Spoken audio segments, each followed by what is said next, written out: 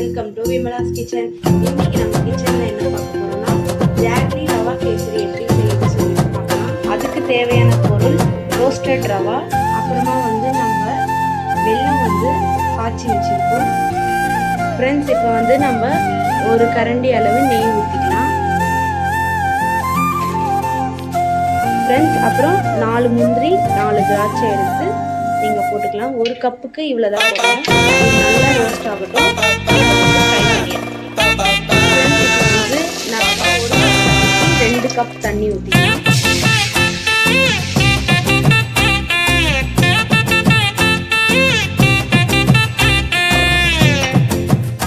Friends, இப்போ நம்ம கரைச்சி வச்ச வெள்ளைப்பாகை ஊற்றிக்கலாம்.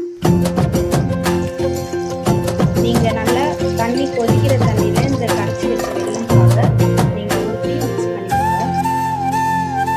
ஃப்ரெண்ட்ஸ், இப்போ நம்ம வறுத்து வச்ச ரவையை போட்டு கலக்கலாம். ஃப்ரெண்ட்ஸ், நீங்கள் கலக்கும் போது அடுப்பு சிம்மில் வச்சு நீங்கள் கிண்டுங்க.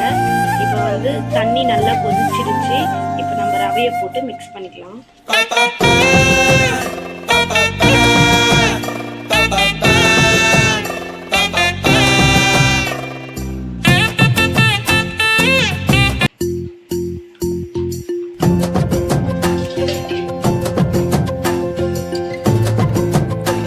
ஃப்ரெண்ட்ஸ், இப்போ இது நல்லா திக்காக ஆயிடுச்சு. இப்போ நம்ம கடைசியாக வறுத்து வச்சிருக்க முந்திரி திராட்சை போட்டு ஃப்ரை பண்ணிக்கலாம்.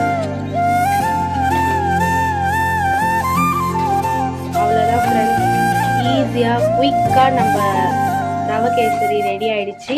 இப்போ நம்ம சர்வ் பண்ணிக்கலாம். ரெடி ஆயிடுச்சு. டேஸ்டாக இருக்கும். குயிக்காக ஈஸியாக 2 மினிட்ஸ்லேயே செஞ்சுக்கலாம்.